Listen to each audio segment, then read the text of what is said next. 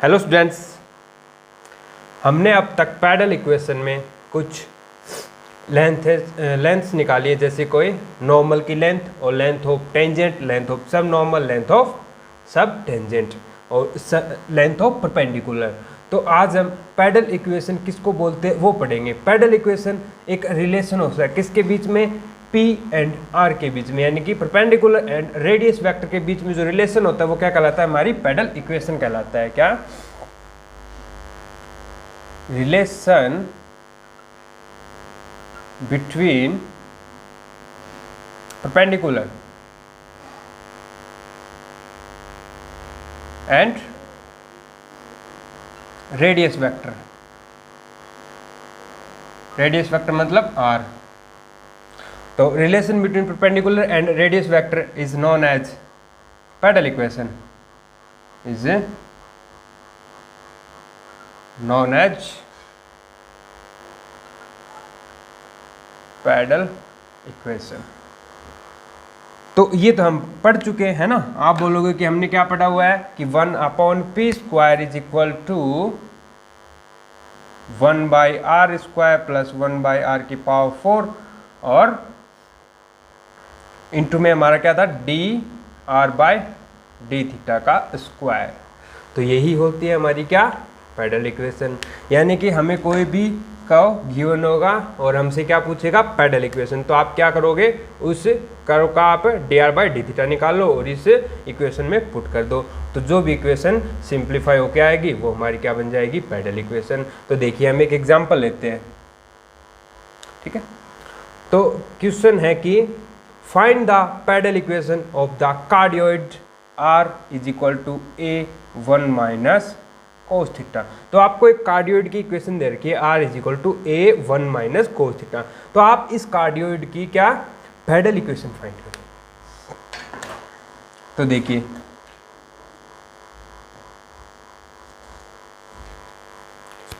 तो इसकी pedal equation find करने के लिए हमें क्या चाहिए, dr/d⁻ चाहिए। तो dr/d⁻ यानी कि इसका थीटा के रिस्पेक्ट में डेरिवेटिव dr/d⁻। तो आप क्या करोगे, ए तो कांस्टेंट है, ये 1 माइनस cos थीटा का जब डेरिवेटिव करोगे तो वो आएगा प्लस साइन थीटा, क्योंकि माइनस और माइनस प्लस हो जाएगा। तो ए साइन थीटा अपने पास आ चुका है। नाउ हम क्या करेंगे, इस इक्वेशन में इसकी वैल्यू पुट कर देंगे। Means 1/p² is equal to 1/r²। मैं दोनों में से r² कॉमन ले रहा हूँ, तो यहाँ बचेगा 1, वहाँ बचेगा 1/r² dr/d⁻, यानी कि इसका स्क्वायर। तो ये क्या होगा, a² sin square theta. Now 1/r², 1 plus इस r की मैं वैल्यू रख दूंगा। इस r की वैल्यू क्या है, a1 माइनस cos थीटा, ऊपर क्या है a², और साइन को मैं cos में बदल रहा हूँ तो 1 माइनस cos² थीटा पुट कर सकते हैं। Because of sine square plus cos² is equal to क्या होता है, 1 होता है। तो साइन स्क्वायर को क्या लिखेंगे, 1 माइनस cos² और डिवाइड बाय r²। r² का मतलब a² और 1 माइनस cos थीटा का स्क्वायर। यहाँ पे नोट करने वाली बात क्या है, यहाँ पे r का स्क्वायर है, मीन्स 1 माइनस cos थीटा का होल स्क्वायर होगा, और साइन स्क्वायर क्या होगा, 1 माइनस cos स्क्वायर थीटा। आई ना बात समझने। नाउ अब इसको थोड़ा और सिंप्लीफाई करें, और सिंप्लीफाई कैसे करेंगे, a² से a² काट दो। यहाँ पे देखो ये क्या है, x² माइनस y² वाला फॉर्मूला बन गया। तो x² माइनस y² को हम कैसे सेपरेट करते हैं, x minus y into x plus y. It means और यहाँ पर भी क्या है, x माइनस वाई का होल स्क्वायर। तो x माइनस वाई कट जाएगा, ऊपर बचेगा x plus y. It means 1 plus cos theta, 1 plus cos theta और divide by 1 minus. I think सबको समझ में आ रहा है। नाउ अब हम क्या करेंगे, इसका एलसीएम ले लेंगे। तो 1/r², एलसीएम लेंगे तो 1 minus cos theta plus 1 plus cos theta और divide by 1 minus cos theta. अब यहाँ से cos कैंसिल आउट, ऊपर क्या आ गया 2, यानी कि 1/r², sorry 1/p² is equal to 1/r² और ऊपर तो है 2 और नीचे क्या है 1 माइनस कोस थीटा, तो यहाँ से मैं 1 माइनस कोस थीटा को r में कन्वर्ट कर लूँगा। तो 1 minus cos theta is equal to r by a, इसको a को इधर भेज दो, यानी कि r बाई ए ऊपर आ जाएगा। तो ये क्या आ गया 2a बाई आर क्यूब। तो हमारे पास जो पैडल इक्वेशन है वो क्या बन के आ गई 1 by P square is equal to 2a by R cube. तो आई ना बच्चों समझ में क्वेश्चन।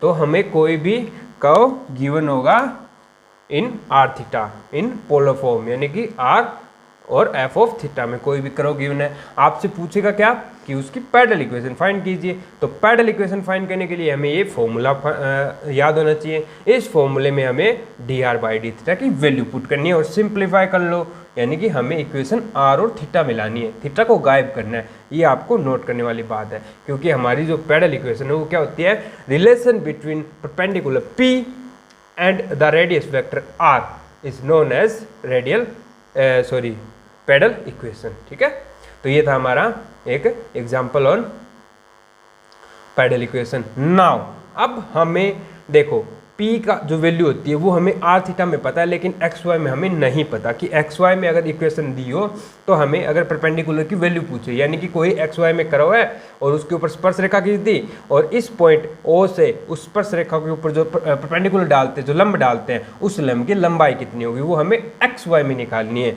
तो अभी उसका डेरिवेशन करते हैं। तो अब हम करेंगे length of perpendicular in Cartesian form।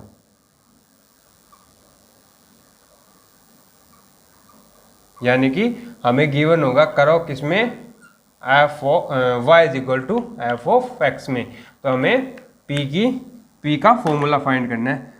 तो देखिए सबसे पहले हम क्या करेंगे, कोई भी एक कर्व लेंगे आर थीटा में और एक्स वाई में कोई उसके ऊपर एक स्पर्श रेखा खींच दी और इसकी यहाँ से जो लेंथ है यहाँ से लेके यहाँ तक P, ये वैल्यू हमें फाइंड करनी है।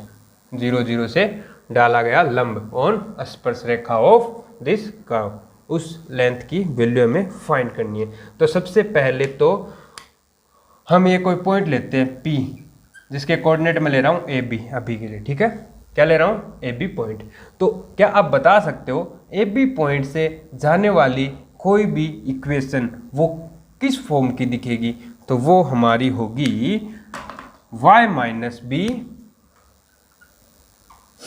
और m इंटू एक्स माइनस ए, जहाँ पे m क्या होती है उसकी स्लोप। अब एक चीज़ मुझे ये बताओ, आपने 12th क्लास में डेरिवेटिव पढ़ा dy बाई डी एक्स, कोई भी फंक्शन है उसका जब आप dy बाई डी एक्स निकालते हो तो किसी पॉइंट पे अगर उस फंक्शन का dy बाई डी एक्स निकालोगे तो वो रिप्रेजेंट करता है इस m को, उसकी स्लोप को, उसकी प्रवणता को।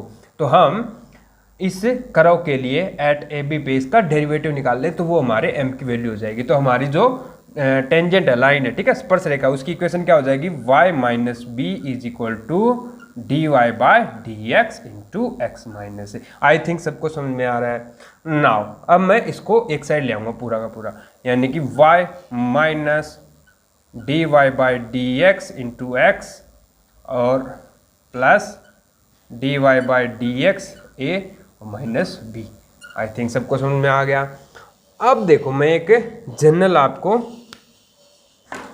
एक जनरल चीज़ बताता हूँ। देखो कैसे, कोई भी लाइन है जैसे L X plus M Y plus N is equal to 0, ये क्या है, कोई भी जनरल इक्वेशन है ऑफ लाइन। तो कोई भी रैंडम पॉइंट है, मान लो यही लाइन है ये वाली, और कोई भी रैंडम पॉइंट है ये वाला ले लो x1 y1, तो इस पॉइंट से इस लाइन के बीच की दूरी या फिर इस पॉइंट से इस लाइन के ऊपर डाला गया परपेंडिकुलर, उस परपेंडिकुलर की लेंथ होती है वो p is equal to mod, इसमें x1 x2 x1 y1 रख दो, यानी कि l x1 plus m y1 plus n। समझ में आ गया ना सबको? क्या हमें इस इक्वेशन में ये पॉइंट पुट करना है तो कोई कोई नंबर आएगा, ठीक है। और डिवाइड में हमें करना है x का जो मल्टीपल है, x का जो कंपोनेंट है उसका स्क्वायर प्लस y का जो कंपोनेंट है उसका स्क्वायर। अगर किसी को ये नहीं पता है तो एक बार इसको ज़रूर देख लें, छोटी क्लास की बुक में आपको मिल जाएगा। अदरवाइज आप एक बार गूगल कर लीजिए क्या कि किसी भी point, random point in general, उस पॉइंट के किसी लाइन के बीच की दूरी, मध्य दूरी, अगर आपको अभी नहीं पता है ना तो आपको कोऑर्डिनेट ज्योमेट्री जो होगी ना, कोऑर्डिनेट ज्योमेट्री जो आपके बुक है उसके अंदर आपको ये जरूर मिलेगा। क्या कोई भी लाइन किसी पॉइंट से दूरी, किसी भी लाइन या किसी भी पॉइंट की किसी लाइन से दूरी, मिनिमम दूरी जो है वो परपेंडिकुलर के अनुदिश होती है। जो उसका परपेंडिकुलर डालते हैं उस परपेंडिकुलर की जो लेंथ होगी वही उनके बीच में मिनिमम दूरी होती है और वो इस फॉर्मूले से हमें फाइंड होती है। अब देखो हमारे पास जो गिवन इक्वेशन है किस टेंजेंट की, वो हमारी ये वाली है। तो अब इस इक्वेशन की हमें मूल बिंदु से दूरी ज्ञात करनी है। क्या करनी है?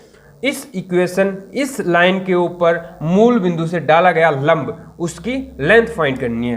तो उसके लिए हम क्या पुट करेंगे? इस फॉर्मूले का यूज करेंगे। क्या?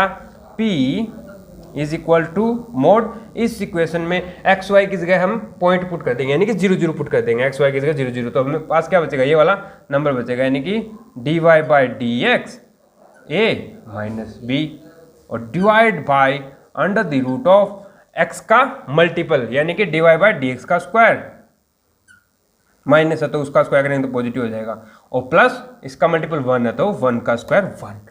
तो ये हमारे आ चुकी है परपेंडिकुलर की length on x Y plane at a b पे।